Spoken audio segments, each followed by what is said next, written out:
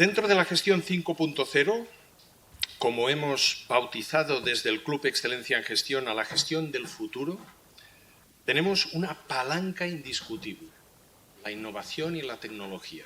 Hoy estamos en una sede de innovación y tecnología. Y una de las tecnologías clave, probablemente, de la que más se habla ahora mismo, está en la prensa, está en la radio, por todos lados, es la inteligencia artificial. Después de este primer reconocimiento, vamos a dedicar los próximos minutos a hablar sobre uno de los temas del momento, la inteligencia artificial y el IA. Está transformando y seguirá transformando la gestión en cualquiera de los sectores, en diferentes sectores clave. Para ello nos acompañan hoy líderes de organizaciones de diferentes sectores, verdaderos impulsores de la revolución que estamos presenciando. Contaremos con la participación de Horacio Morell, presidente de IBM España, Portugal, Grecia e Israel, que nos brindará perspectivas desde la vanguardia tecnológica. Desde el sector educativo contaremos con la presencia de Nieves Segovia, presidenta de la institución educativa SEC, quien compartirá con nosotros cómo la inteligencia artificial está dando forma al futuro de la gestión educativa. También nos acompaña Javier Arcos, gerente y director médico del Hospital Universitario Fundación Jiménez Díaz de Quirón Salud, que nos ofrecerá una visión única sobre la inteligencia artificial y cómo está revolucionando la gestión en el ámbito de salud. Y damos también la bienvenida a Silvia Roldán, viceconsejera de Digitalización de la Comunidad de Madrid, que nos ofrecerá una visión desde el ámbito gubernamental sobre cómo están abrazando la inteligencia artificial para mejorar la gestión y los servicios públicos a todos nosotros, a todos los ciudadanos. Guardiando y guiando este diálogo tenemos a Ignacio Babé, director general del Club Excelencia en Gestión, quien moderará esta mesa de diálogo. Por favor, acompañadme los 5 hasta el escenario.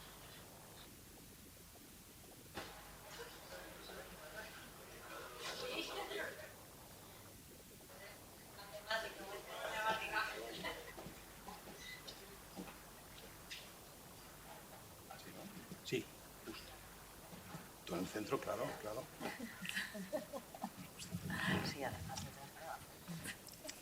Bueno, pues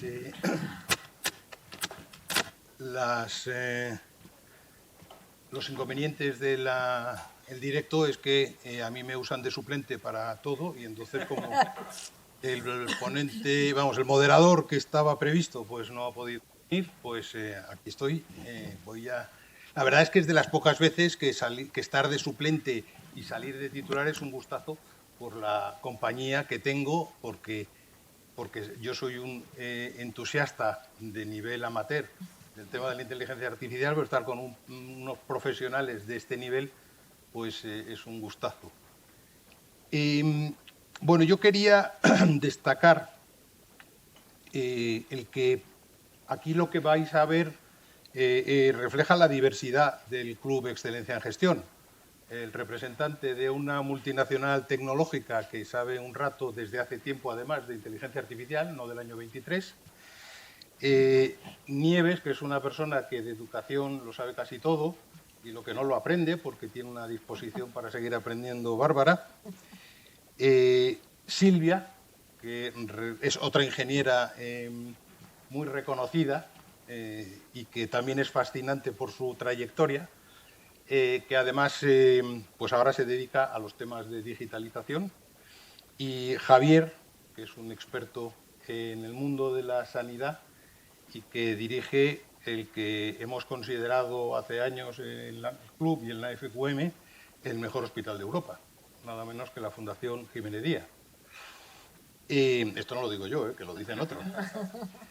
Bueno, como apuntaba Horacio, el club este año se ha empeñado en intentar ayudar a sus socios dándoles una perspectiva de futuro. Es decir, queremos, sin llegar a ser Rappel, intentar adivinar cómo va a ser el futuro de la gestión.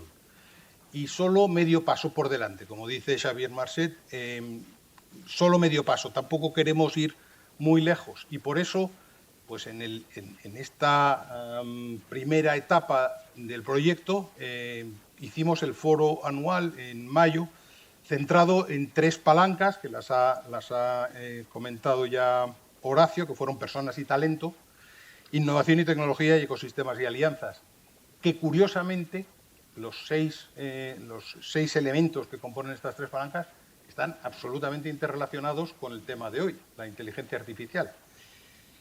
Entonces, hay más palancas, estamos empezando a ver que todo el tema del liderazgo pues, está transformado completamente, ahora cada vez se habla más de liderazgo distribuido y de otros apellidos del liderazgo. Por supuesto, la agilidad y la flexibilidad hoy son imprescindibles en las organizaciones, sobre todo para aquellas que quieren seguir innovando. La comunicación se ha convertido en un elemento crucial en las organizaciones, pero hoy vamos a centrarnos en la inteligencia artificial. Y aquí os comento que el pasado mes de julio el club hizo una encuesta entre sus socios para conocer los usos y los intereses que tenían. De los 90 que nos respondieron, pues el 97% afirmaron que están muy interesados en todas las aplicaciones de la inteligencia artificial, pero solo un 35% le encontraba un uso práctico y decía que la estaba usando. Y esto es las organizaciones del club, es decir, que están más avanzadas probablemente en gestión que la media nacional. Estas organizaciones pues, están situadas en todos los ámbitos, como están aquí representadas, y lo que hicimos también fue analizar las conclusiones de la encuesta y empezar a ver que la mayoría de las organizaciones siguen teniendo a la inteligencia artificial más como una herramienta de análisis de datos que de toda la potencialidad que tiene, sobre todo para las personas. Y sin embargo, pues estamos con unos miedos ancestrales a que cualquier día de estos aparecen los luditas y empiezan a sacudir aquí en las máquinas para eliminar la inteligencia artificial. Yo creo que lo que tenemos es mucho camino por recorrer y estoy seguro que vosotros 4 pues, vais a dar pistas fundamentales a nuestra audiencia de cuáles son los caminos que hay que recorrer y cómo deben ser. Y voy a empezar directamente pues, con una pregunta a cada uno y luego os voy a pedir que nos interrumpamos y comentemos con toda tranquilidad, porque este es un tema que da mucho de sí desde el punto de vista de la ética.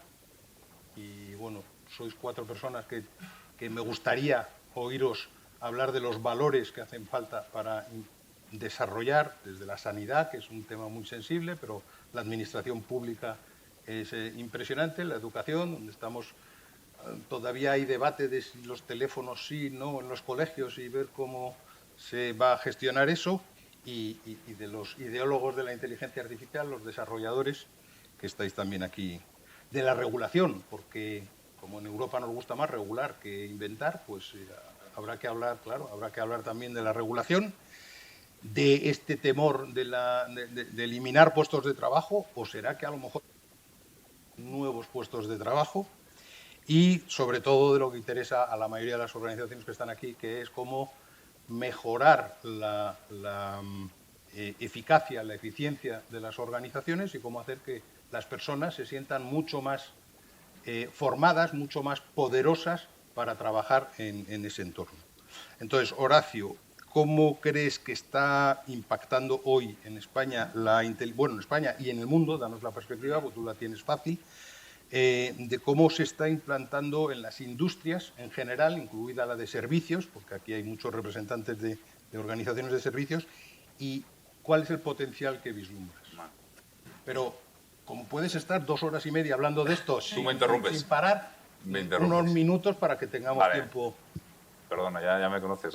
No, pero es un tema que te he puesto aquí. No, pero sí que es verdad que el primer mensaje que yo quería compartir es que un cambio de esta disrupción no va a prosperar sin unos pilares sólidos de confianza. O sea, el hacer un uso responsable de la tecnología es vital y orientarla al bien común, ¿no?, de las personas y de las empresas. Sí que yo siempre hago una llamada a la acción de huir de las visiones apocalípticas y catastrofistas de que se va a acabar el mundo, y lo centro más en la oportunidad, ¿no? Nosotros, la visión que tenemos es que nos va a ampliar la capacidad del ser humano, nos va a hacer la vida más fácil, y de hecho hay una palabra que siempre decimos que es que nos va a ayudar a desrobotizar al ser humano, ¿no?, que va a eliminar tareas repetitivas y de bajo valor y nos va a permitir potenciar las capacidades en las que somos únicos, ¿no?, el sentido común, el liderazgo de equipos, gestión de talentos y muchas otras, ¿no? Con lo cual me gusta centrarme en la oportunidad, y hay riesgos. O sea, eso es, y luego, si quieres, comparto un poco más los riesgos que veo y cómo los podemos mitigar, sobre todo en la parte de las empresas. ¿Se va a eliminar trabajo? Sí, se va a eliminar trabajo. Nuestro CEO habla del 6% y la verdad es que he leído varios informes y algunos hablan de más o de menos, pero nosotros vamos a necesitar gente que entrene en los modelos, que audite los modelos, gestor de datos éticos, lingüistas. O sea, un 6% es que yo creo que la oportunidad que tenemos enfrente es inmensa. Lo que sí es importante es trabajar el tema del talento y, por un lado, si queremos crear una sociedad digital, ética, integradora, no podemos dejar a nadie atrás. No podemos convertir todo ya una brecha digital se convierte en una brecha social, ¿no? Y ahí yo creo que las tecnológicas tenemos una responsabilidad y tenemos varios programas sin coste para ayudar a distintos colectivos, pero yo creo que hay un proceso de recualificación a los trabajadores actuales que, por cierto, es fácil, lo digo también por quitar miedos, y otra es la de dirigir el nuevo talento a tener ese espíritu crítico en esas disciplinas, pues como la filosofía, la historia, por supuesto la ingeniería, y hay que encaminarlo por ahí. Y luego, sobre el tema de la regulación, pues un cambio tan grande es necesaria, sin duda, pero nuestra visión es que no tiene que ser café para todos, que hay que hacer una regulación de precisión, buscando el mal uso o los riesgos de alto impacto, ¿no? No es lo mismo pues la seguridad de un aeropuerto que un recomendador de pizzas, ¿no? Entonces yo siempre digo que no creo que debamos regular las matemáticas y parar la innovación, y sí el mal uso y los riesgos de alto impacto, ¿no? Perfecto. Pues buen comienzo. Nieves, ¿cómo crees tú que la inteligencia artificial va a contribuir a personalizar la enseñanza, que parece que es una de las aplicaciones que puede tener, y cómo va a ser ese aprendizaje entonces para los estudiantes en las instituciones educativas? Porque tú conoces el mundo de los colegios bien, pero también el de la universidad ya.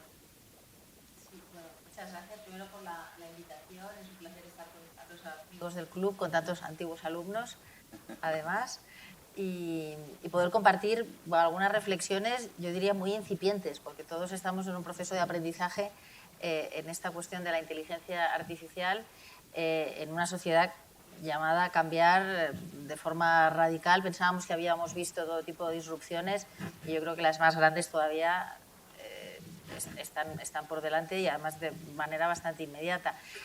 Desde la perspectiva educativa, yo hablaría un poco de dos dimensiones, ¿no? Por un lado, lo que tú apuntas. Efectivamente, la inteligencia artificial nos permite personalizar la educación, buscar al alumno en su ritmo y en su estilo de aprendizaje, nos permite personalizar itinerarios, nos permite la detección temprana de dificultades de aprendizaje, ser mucho más proactivos que reactivos, y el sistema educativo es muy reactivo al fracaso escolar. En fin, reaccionamos después y con medidas que generalmente no ofrecen grandes resultados.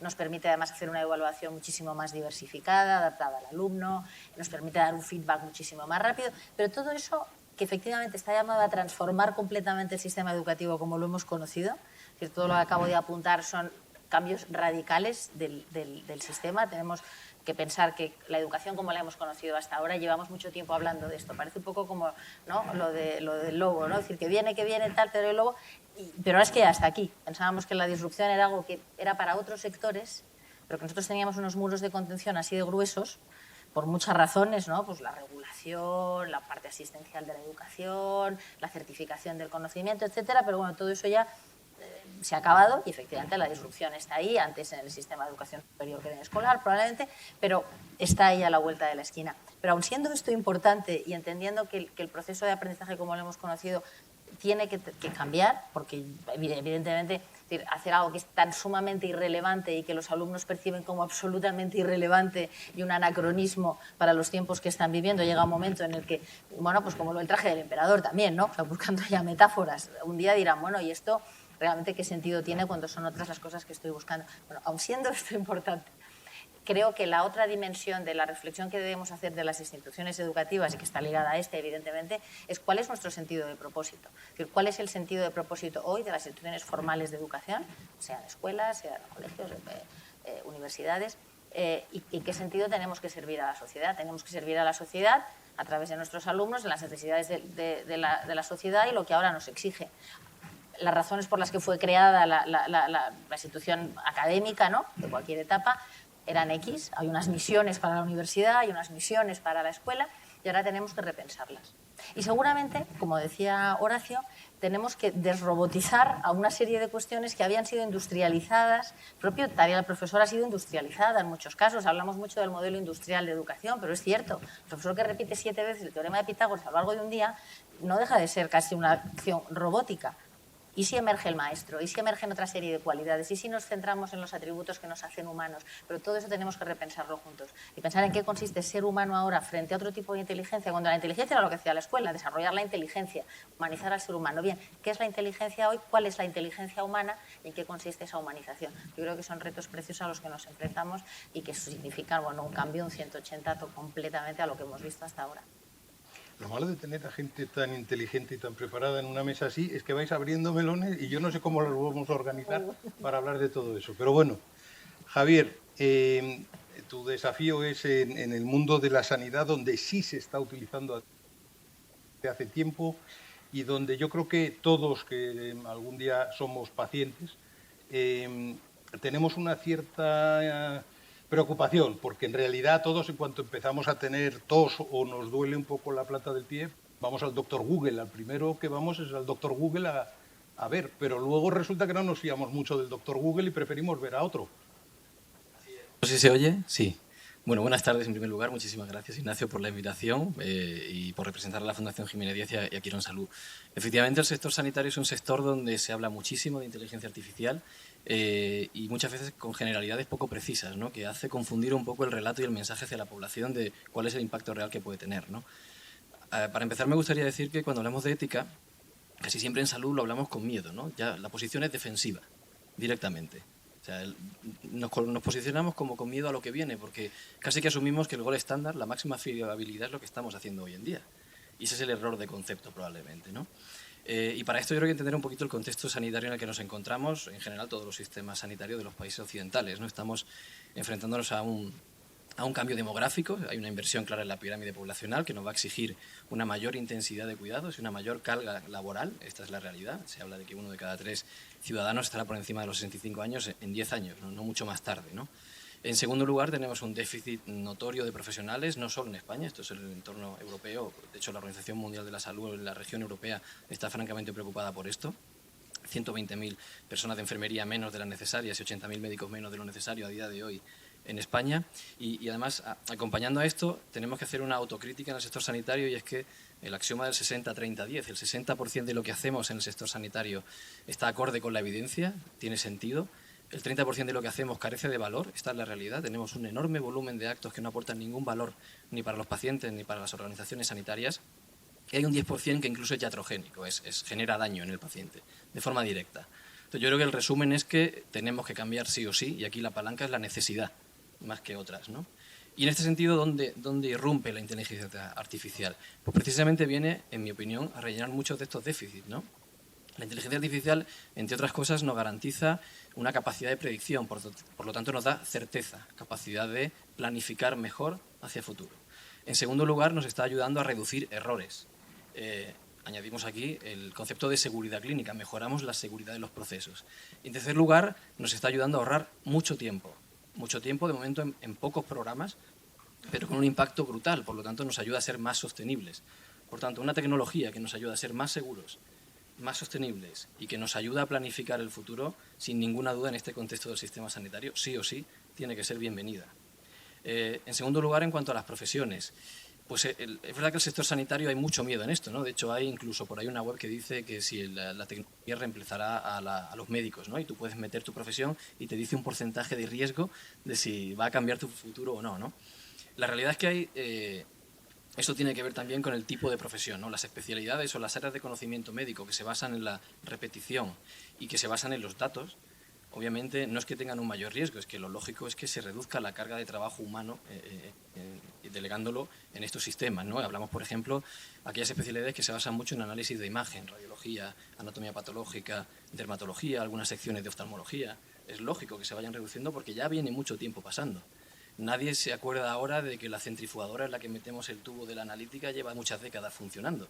Y no hubo miedo a introducir centrifugadoras en los hospitales porque un robot iba a suplantar el trabajo de los técnicos de laboratorio, ¿no? Y sin embargo, aquellas especialidades que no se basan tanto en la repetición y en los datos, sino se basan más en la interacción y en la creatividad, obviamente tienen un menor riesgo. Digamos que el cambio va a ser mucho menos disruptivo. Aquí hablamos pues desde la psicología, psiquiatría, por ejemplo, hasta las especialidades quirúrgicas, donde si bien nos estamos apoyando en sistemas robóticos que pueden ayudarnos en la precisión, todavía el control total, digamos, está en el ser humano, ¿no? Y para terminar, en cuanto a la regulación, por supuesto que tiene que existir en un sector como este también. Hay conceptos como la privacidad que bajo ningún concepto se pueden vulnerar. Pero también hay que intentar que esta legislación no estrangule el avance, ¿no? Todo avance tiene que ser disruptivo por definición y creo que aquí tenemos que buscar esa flexibilidad que permita no solo primar la privacidad, sino también la autonomía del paciente. Muchas veces estamos siendo excesivamente paternalistas en la protección de según qué información y creo que si hacemos partícipe al paciente en este caso, en muchos casos va a querer compartir esa información si esto repercute de forma directa en su beneficio. Perfecto, muchas gracias, Javier. Silvia, a ti te toca una cosa muy fácil, que es ¿cuáles son los desafíos más importantes de la administración pública para implantar tecnologías de inteligencia artificial? Bueno, lo primero, miles de gracias por invitarme, porque para mí es un placer estar aquí rodeado de profesionales. Sabéis además el cariño que tengo a vuestra institución, o sea que para mí es un lujo. Yo, escuchándoos a todos vosotros, digo, fijaros, vivimos en un mundo de transformación, creo que lo tenemos clarísimo, estamos o a las puertas o metidos en la nueva revolución, la cuarta revolución industrial.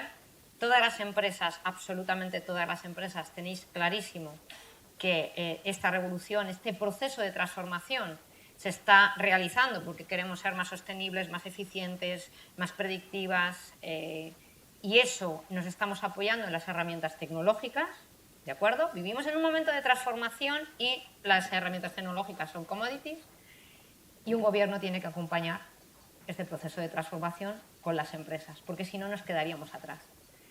Escuchando, tenemos la oportunidad como gobierno de participar en este proceso de transformación junto con las empresas y trabajar en el sector sanitario, en el sector de la educación, en el sector de la justicia, en el sector de la movilidad. Y me parece apasionante la apuesta que ha realizado esta Comunidad de Madrid por crear una consejería de digitalización que lo que quiere, y precisamente es eso, es trabajar en este proceso de transformación, el mismo que están sufriendo las empresas, o están, más que sufriendo, están viviendo las empresas, y acompañaros en este proceso de transformación, pero sobre todo también realizar un proceso de transformación de la administración pública. Vemos millones de oportunidades. Yo siempre digo que hay que ver el vaso siempre medio lleno. Miles de oportunidades. Y tenemos muchos desafíos. Pero los mismos desafíos que tenéis cualquiera de las empresas. Exactamente idénticos. Hablamos de gestión del cambio, miedo de gestión del cambio. Cuando estáis hablando de las oportunidades que tenemos en la aplicación de la inteligencia artificial, por detrás tenemos a las personas. Tenemos a nuestros trabajadores, a nuestros empleados públicos, que tenemos que acompañarles en este proceso de transformación. Tenemos que prepararnos para que la administración pública también realice una cualificación de sus profesionales. No consiste en eliminar puestos de trabajo. Probablemente lo que vamos a hacer es una modificación y una reorientación de los puestos de trabajo. Significa que vamos a automatizar procesos, vamos a quitar el no valor, ese no valor que utilizáis tanto en los hospitales, vamos a eliminar el tiempo que destinamos de nuestros empleados públicos, de nuestros servicios públicos en el no valor y incrementar el tiempo que sí que aporta valor. Es decir, vamos a buscar el empleado público que es más creativo, más eficiente, que aporta más valor, que tiene más relación con los ciudadanos, exactamente lo mismo que estáis explicando en vuestras organizaciones.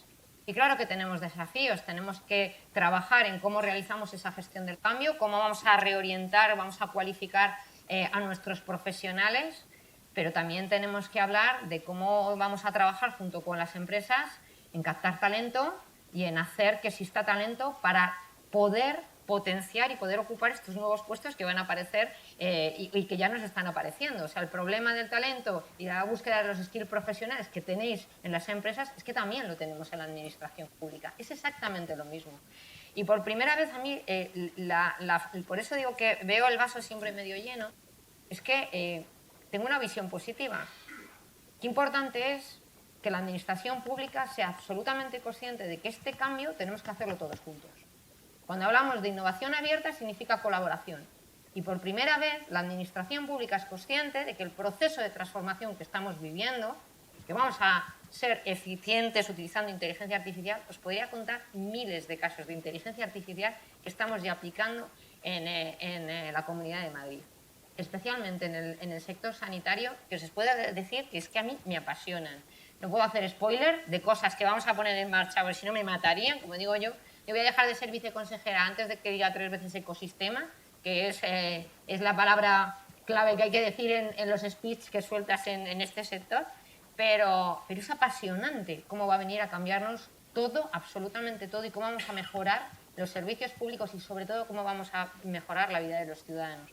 Así que el mensaje positivo. Tenemos muchos desafíos, exactamente igual que las empresas, pero creo que como vamos a trabajar todos juntos en ponerle solución y que la administración pública esté comprometida en trabajar conjuntamente para solucionar estos desafíos, yo creo que lo que vamos a ver es un mundo mejor, mejores servicios para los ciudadanos y, por supuesto, mejor calidad de vida para nuestros ciudadanos. Pues muchas gracias. Ahora ya dejo de hacer de presentador formal y empezamos un diálogo más normalito. Entonces, hay dos cosas que quería contar. Esta mañana en el club teníamos el lujo de desayunar con el presidente mundial de Xerox.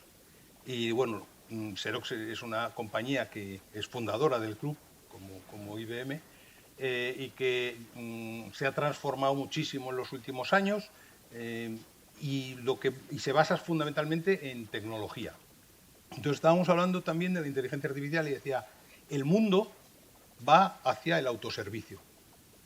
O sea, todo se está transformando en autoservicio. Y entonces me estaba acordando de una imagen que recuerdo que circuló hace algunos años, que era una cabina, como los fotomatones que tenemos en las calles, donde entraba un paciente de una ciudad, aparentemente en China, no demasiado poblada, y que no debía tener médico de cabecera fácil, y entonces entraba y con la pantalla se comunicaba con alguien que se supone que era médico y le decía, pues tengo tos, tengo algo de fiebre, y al final salía y recogía el medicamento, que supongo que serían aspirinas, lo que tendría siempre disponible. Al salir, en vez de recoger las fotos, recogía el medicamento con una prescripción. Eso que a mí me parecía surrealista, pues parece que va a ser posible y frecuente en zonas relativamente despobladas. Y luego la otra cosa que me acordaba es que hace también unos pocos años, recuerdo, ya hemos hablado de los ingenieros, ya nos hemos echado bastantes flores entre los ingenieros, y a mí me llamó la atención que hace bastantes años decían que en Silicon Valley había un déficit de filósofos, y yo decía, ¿qué coño van a hacer los filósofos en Silicon Valley? Y claro, la inteligencia artificial se basa en hacer preguntas inteligentes. Yo llevo en el teléfono el ChatGPT y lo uso con una cierta frecuencia y te das cuenta que cuanta más inteligencia pongas en la pregunta, más inteligente va a ser la respuesta. Como hagas una pregunta simple, vas a obtener una simpleza absoluta. Bueno, y quería que comentarais sobre las dos cosas. ¿Empezáis? Bueno, yo... sobre la capacidad de escalar y lo de la simpleza, ten cuidado con el ChatGPT, ten cuidado con los datos y sobre los riesgos, ¿no? Yo creo que sí es importante entender por qué está ocurriendo esto también ahora, ¿no? Y ver dónde lo podemos utilizar, y yo por compartir un poco la experiencia de la inteligencia artificial generativa, que es la nueva de los últimos meses, aunque nosotros llevamos ya un par de años trabajando en ella. Hasta ahora el proceso de la inteligencia artificial ha sido muy lento, porque tú tienes un científico de datos, buscaba un caso de uso que tenía sentido en tu empresa y lo que hacías es buscar un plus de productividad, que estaba bien, pero es verdad que tenías que coger los datos, entrenarlos, lanzar un modelo, desplegarlo y otro caso de uso tenías que volver a empezar de cero. Lo que ha cambiado ahora, ha aparecido los modelos base o fundacionales, que lo que pasa es que es el proceso ese de construcción del modelo, que antes era con ejemplos. Si tú querías hacer un modelo de clasificación de animales, decías, esto es un perro, sí o no, ¿no? Esto que te etiquetamos ahí en Internet. Pues ahora el proceso de generación de ejemplos es automático, con lo cual tú puedes hacer el modelo más grande que quieras o lo que te puedes permitir en cuanto a coste. Y esa es una característica fundamental. Y la segunda es que con un poquito de ajuste con esas preguntas o con tus datos, un modelo puede hacer distintas tareas. No tienes que empezar de cero, con lo cual ahora te puedes aprovechar. Entonces eso te da la capacidad de escalar de una forma muy sencilla. Cuando hablamos para qué lo utilizamos, pues hombre, yo siempre pongo el ejemplo, digo, oye, esto tiene un coste. O sea, que, hombre, construir un modelo cuesta mucho, pero eso no se tienen que preocupar las empresas, porque habrá las tecnológicas y muchos más desarrollándolo. Pero utilizar la tecnología también hay que, porque no todos los modelos son iguales. Hay modelos gigantes, generalistas y tal, que tienen un coste que la diferencia puede ser del 95% de diferencia, ¿no? Entonces hay que hacer los casos de uso con intención, para hacer un acta de una reunión, mi consejo es no uses esa tecnología. Pero luego sí que hay unas dosis o unas bolsas de oportunidad que merece la pena experimentar y empezar a tocar. Por un lado, todo lo que tiene que ver con la interacción empresa-empleado o empresa-cliente. Todo lo que tiene que ver con la administración pública, o sea, pues todos los procesos de RFPs, de peticiones de subvenciones, todo ese proceso es que los resultados no los puedes tener en días, puedes tener resultados, ¿no? Eso por un lado. Otro, toda la parte de modernización de las aplicaciones, todo lo que es código, porque hay millones de código, el testing y demás, y hay unas productividades exageradas de más del 50%. Y luego hay una cosa que nosotros lo llamamos, y hablando un poco de la propia medicina que nos estamos aplicando nosotros, lo que llamamos Digital Labor en IBM, que es todas las funciones de soporte al negocio. O sea, operaciones, compras, recursos humanos. Nosotros nos lo estamos aplicando desde hace 18 meses y hay mucho autoservicio. O sea, nosotros ahora, por ejemplo, un proceso tan sencillo como cambiarte de departamento, nosotros en media nos cambiamos una vez cada 3 años. Como somos 300.000 empleados, eso hacemos 100.000 veces. Pero la tarea, no la decisión de cambiarte o no cambiarte. Entonces te tienes que meter en un sistema, te das de alta en qué departamento. Bueno, en el 12% de los casos, además, hay errores. Y en el 6% requiere que un especialista intervenga. Pues todo eso de repente, automático, más rápido, calidad y demás. O sea, que la capacidad de escalar es brutal. Y luego el tema, y no quiero por no hablar más, el tema de los riesgos, creo que hay un tema, y lo dejo ahí, muy importante. O sea, no todos los modelos son iguales, los modelos pequeños son más fáciles de controlar, por cierto, son más baratos, por cierto, los resultados son mejores, y eso me digo porque es antiintuitivo. La gente dice, los modelos gigantes, no, pero los modelos especializados para un caso de uso, además de ser más controlables, te dan ese dinamismo y bueno, y yo creo que el tema de transparencia y observabilidad es fundamental. Yo es que hablo mucho, por eso yo perdonadme, me siento... Muy, muy bien dichas. Sí. No, córtame porque yo me meto... Bueno, por alusiones, porque yo pensaba dejar el... No, me quería referir un poquito al comentario que has hecho, ¿no?, de la importancia de las preguntas, ¿no? Y eso también forma parte de ese cambio un poco del 180 que decía antes, que ahora en el mundo de la educación siempre ha sido educar a los alumnos para dar las respuestas adecuadas, y ahora tenemos que educarles para que hagan las preguntas más inteligentes y que de esa manera sean capaces de sacarle el mayor aprovechamiento a ese tipo de inteligencia que hemos creado los humanos, pero que de alguna manera ha hackeado nuestro disco duro, que es el lenguaje, por ejemplo, y la propia inteligencia, siempre y cuando no la asimilemos a la sabiduría, a la conexión de un conocimiento personal, a la creación, al desarrollo de la personalidad, al pensamiento crítico, que además los alumnos nos reclaman de una manera sistemática. Haré un comentario de algo que me ha llamado la atención y que me da mucha esperanza. Acabamos de hacer ahora una encuesta a más de 4.000 alumnos europeos. Tenemos presentado al Parlamento Europeo la semana pasada, respecto del futuro de la educación superior. Y más del 70%, la prioridad máxima, o sea, lo primero que le reclaman a su institución universitaria, a su universidad, vaya, es que les eduquen en el pensamiento crítico, conscientes de que son víctimas de las fake y de tal, y de todo lo que significan las redes, etcétera, ¿no?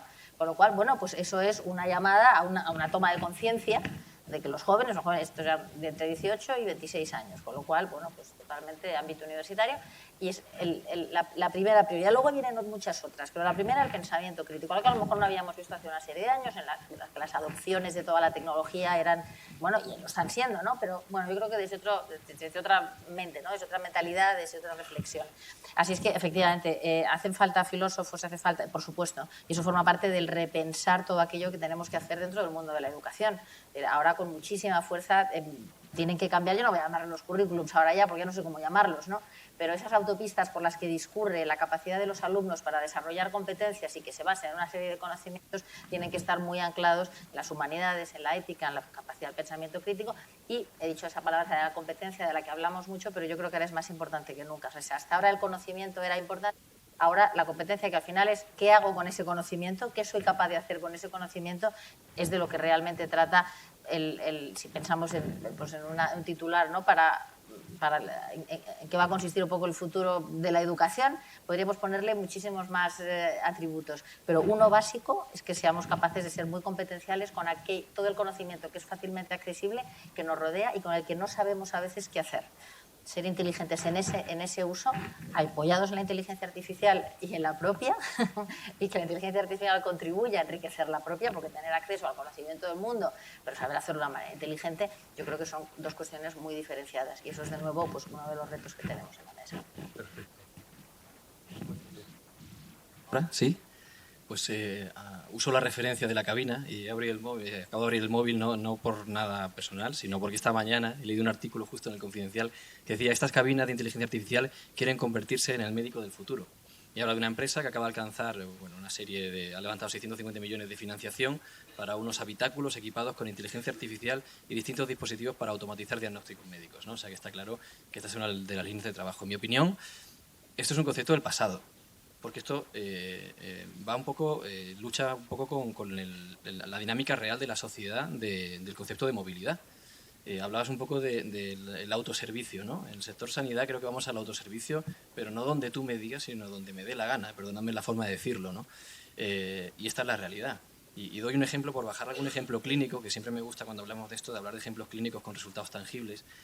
Por ejemplo, en nuestro hospital tenemos un programa específico para pacientes oncológicos que están en tratamientos en hospital de día, y cuando empieza la quimioterapia, además de las citas programadas, los días que tienen que venir, de una serie de mejoras que se han hecho en el proceso, tienen disponible todo ese ciclo, todo ese tiempo, un sistema de chatbot donde en cualquier momento, en cualquier hora del día, cualquier día de la semana, pueden consultar sobre síntomas relacionados con su enfermedad, y el algoritmo les va llevando a una serie de respuestas que nos ayuda a estratificar en 3 niveles. Aquellos que tienen un síntoma leve, esperable, donde el propio sistema les da una recomendación automática. Imaginaos una persona oncológica, primer ciclo de quimioterapia, sábado 5 de la madrugada, se despierta con llagas, con náuseas, con la tranquilidad que esto confiere, ¿no? El segundo grupo es aquel que, obviamente la herramienta es más sensible que específica, no queremos dejarnos a nadie fuera. El segundo grupo son aquellos síntomas intermedios donde se abre un canal de comunicación que digitalmente se responde en menos de 24 horas por el equipo del hospital. Y el grupo más severo le llega una alerta en tiempo real al oncólogo de guardia, que de forma proactiva comunica con el paciente. Es simplemente un sistema de comunicación que aporta valor entre citas, porque además otra característica del sistema sanitario, organizamos los procesos en base al sistema solar. Damos las citas cada 3 meses, 6 meses o 12 meses, que no tiene ningún sentido clínico. Si el año durara 14 meses, las daríamos cada 7 y seríamos más eficientes, pero no es así, ¿no? Entonces, ¿qué hacemos? Rellenamos de valor ese tiempo a través de herramientas digitales que nos permiten detectar en tiempo real a qué colectivo de todos aquellos que tengo en seguimiento tengo que dedicar los recursos y centrarlos en ese paciente, que en lugar de venir 3 días más tarde a urgencias hospitalarias porque se encuentra mucho peor, se ha detectado de forma anticipada y me permite coordinar los recursos que específicamente necesita. Y estamos empezando ya a publicar resultados que no hablan solo de una mejora en la eficiencia, menos consumo de urgencias, sino que hablan incluso de impacto en supervivencia. Están viviendo más y mejor las personas que tienen estos sistemas de información en tiempo real. Silvia. Bueno, pues mira, yo para dar darte un poco respuesta al tema de los filósofos y un poco para acosar todo lo que estáis diciendo, dejadme que os cuente una experiencia personal. Hace unos meses, antes de que yo ocupara este puesto de viceconsejera, tuve la oportunidad de asistir a una charla con Harari, en la que hablaba de cómo veía el mundo con la aplicación de la inteligencia artificial. Y siendo una profana en el tema, que creo que todavía lo sigo siendo, pero porque yo vengo, como sabéis, del sector del transporte, es verdad que aplicando mucha tecnología, pero del sector del transporte, me llamó la atención una de las cosas que dijo en esa conferencia. Y es que, efectivamente, estábamos en un mundo de transformación y viviendo una revolución como la que nunca habíamos vivido en el mundo, desde que el mundo es mundo, y que lo más importante es que por primera vez los líderes mundiales y los políticos, se refería a los políticos, tenían que tener dos características súper importantes. Una es el conocimiento de estas nuevas tecnologías, hasta el punto de vista de tener un conocimiento técnico de estas tecnologías, y lo segundo, una formación en valores como la que no puede tener nunca un líder, o como esperamos que tenga un líder, ¿no? A mí me sorprendió mucho esto, porque yo pensé, bueno, ¿no? O sea, la parte, la orientación humana de valores como os digo, de esta expresión y de esta cita que hizo en la exposición. Cuando llegamos a nuestro actual puesto, como comprenderéis, los primeros meses han sido meses de brainstorming en el que hemos hecho un análisis de absolutamente todos los sectores, estado del arte, empresas, tecnologías, estrategia técnica, dónde vamos a aplicar la automatización, los RPTs, los RPAs, absolutamente cómo vamos a modificar todo esto, y de pronto surgen todas bueno, no os digo riesgos, sino las tareas en las que nos tenemos que poner especial atención. Una de ellas, por supuesto, es como en la administración pública vamos a recualificar o cualificar o hacer una adaptación de los perfiles de nuestros profesionales. Una segunda es cómo vamos a atajar la falta de talento que tenemos para la aplicación de estas tecnologías. Entonces, ¿cómo vamos a solventar la brecha digital? Antes estabais hablando. Somos gobierno, estamos hablando de que tenemos, para nosotros, todos los ciudadanos, absolutamente todos los ciudadanos son importantes. La brecha digital es algo que tenemos que tocar. Como bien dice mi consejero, que lo explica fenomenal, dice, Silvia, no desesperes, la brecha digital la vamos a tener de aquí hasta de toda la vida, porque como las tecnologías van tan rápido y nosotros somos una población que tendemos a envejecer, y la realidad es que vamos a tener brecha digital que vamos a tener que atender siempre, pues atender la brecha digital. Y la cuarta parte es cómo vamos a hacer todo esto aplicando valores éticos y humanos. Cómo vamos a potenciar esos valores y esa creatividad y los criterios éticos y humanos. Y esa es una de las cuatro patas, la cuarta pata que desde la consejería tenemos clarísimo. Todo, absolutamente todo lo que estamos haciendo y toda la estrategia que estamos aplicando dentro de la consejería y que es transversal para todos los servicios públicos de la Comunidad de Madrid y que terminan impactando en el ciudadano, en nuestro, yo me atrevo, siempre lo defino como el ciudadano único, porque tenemos un perfil de ciudadano, afortunadamente ahora como tenemos millones de datos, pues tenemos la capacidad de que la administración pública sea proactiva y tengas el perfil pero por minuto. Pues yo me levanto y soy mamá, llevo a mi niña al colegio y como digo yo, la arrojo al colegio y cuando termino de eso me cojo el transporte público, soy un ciudadano que usa transporte público, soy funcionario, llego a la administración pública, cuando tengo algún problema soy paciente, busco una administración pública proactiva que en base a los datos que tiene sea capaz de proponerme y tratarme como único, como ciudadano único, pero utilizando unos valores éticos y humanos. Y eso es una de nuestras líneas, de los cuartos pilares, en los que es una preocupación y en los que estamos trabajando para que nuestra línea y nuestra estrategia se base en estas líneas que para nosotros son líneas rojas. Pues muchas gracias. Como tengo un equipo asíncrono, hay una que me dice se ha acabado el tiempo y hay otro que me dice 5 minutos. No voy a usar el que me toca a mí y os voy a ceder 4 minutos para acabar a tiempo, para que hagáis un resumen a modo de conclusión de cómo creéis que la inteligencia artificial va a ayudar a mejorar la gestión en las organizaciones. Muy concreto, la gestión, incluyendo lógicamente la innovación, que es en lo que se basa, o en lo que más va a favorecer probablemente la inteligencia artificial. Un minuto, Horacio, que te veo venir, estabas cargando el arma. Uno cada uno, efectivamente. Esto es ampliar la capacidad del ser humano. Al final te va a dar herramientas que te van a ayudar a tomar decisiones más informadas. Eso es lo que yo veo. Y lo que sí es importante es tener datos de calidad, ¿vale? Yo creo que el tema de los datos de calidad, curados, eliminados de sesgo, de odio, de copyright, es importantísimo tener esa capacidad, porque si no, o sea, te vas a meter en un camino de muchísimo riesgo. Y por último, déjame que diga una cosita más. Sobre el tema de regulación, yo creo que esto tenemos que participar todos. Esto no va de que un gobierno con 4 empresas tecnológicas decidan lo que es mejor para la tecnología. Y tenemos que participar la sociedad, los profesionales de las industrias, investigadores, academia y demás. Perfecto.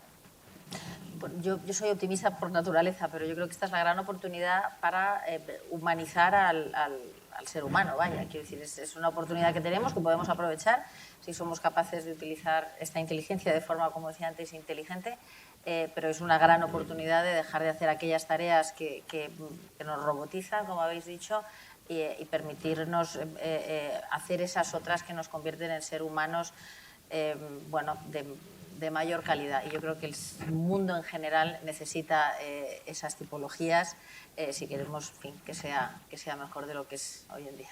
Perfecto. Si hablamos de ética, yo creo que, entendiendo la ética, no soy filósofo, pero hemos hablado un poco de esto, ¿no? Como el comportamiento humano y ese equilibrio entre el bien y el mal, creo que sería reprobable para el sector sanitario no trabajar en inteligencia artificial. Los resultados que arroja son equivalentes a los que un fármaco pudiera arrojar y no habría ningún debate, y mañana tendríamos en la puerta de todos los centros sanitarios a profesionales pidiéndonos sí o sí arrancar con ese fármaco. Creo que tenemos que darle el mismo valor, la misma evidencia, el mismo rigor, y creo que hay que darle la vuelta a esa ética y no tener una actitud defensiva como comenzaba al principio, sino una actitud de oportunidad clara y franca y necesaria, ¿no? Yo creo que estamos en un momento importantísimo en el que, sobre todo, la utilización de la inteligencia artificial nos va a llevar a mejorar la calidad de vida de los ciudadanos en todos los aspectos. O sea, estoy hablando de mejorar la calidad de vida 360. Yo he tenido la oportunidad de ver aplicaciones que ya son pruebas de concepto, pero que ya las tenemos en funcionamiento, de cómo mejoramos la vida de papás que tienen niños con enfermedades raras no diagnosticadas y cómo la aplicación de la inteligencia artificial consigue que un peregrinaje de años y años se reduzca a simplemente horas o minutos en los que el médico es capaz de utilizar la herramienta y tener ese prediagnóstico, que por cierto tiene un porcentaje de acierto del 90%, con lo cual ver la cara de esos padres, ver la cara de los ciudadanos, cuando tienes la oportunidad de con estas herramientas mejorar su vida y sobre todo el utilizar y poner en valor los valores y la creatividad de nuestros profesionales, yo creo que es la oportunidad que no podemos desaprovechar. Pues muchísimas gracias. Yo creo que ha quedado claro que tenemos un desafío, pero que es un desafío cargado de optimismo y de mejora para la sociedad en su conjunto. Y ahora ya sí que las dos partes se han puesto de acuerdo. Acaba, o sea que acabo ya. Muchas gracias. Bueno, gracias.